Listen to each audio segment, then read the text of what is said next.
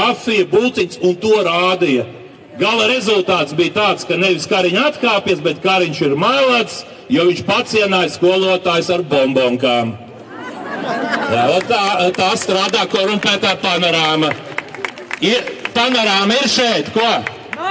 Kur ir Panorāma? Viņiem ir nospļauties uz tautu.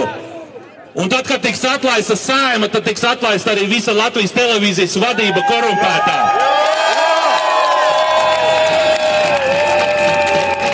Ja kāds iedomājas, ka mēs jokojam, ja kāds domā, ka mēs gribam vienkārši atlaist Saeimu, nē, mūsu mērķis ir kopā ar jums pārņemt varu, nomainīt korumpēto Latvijas televīzijas un radio vadību, lai viņi to ieliek iekšā. Viņi ir korumpēti, viņi kalpo Kariņa Levita režīmam. Tagad tas būs jau Kariņa Rinkēviča režīms vai kāds cits. Redzēsim, tā ir realitāte, kurā mēs dzīvojam.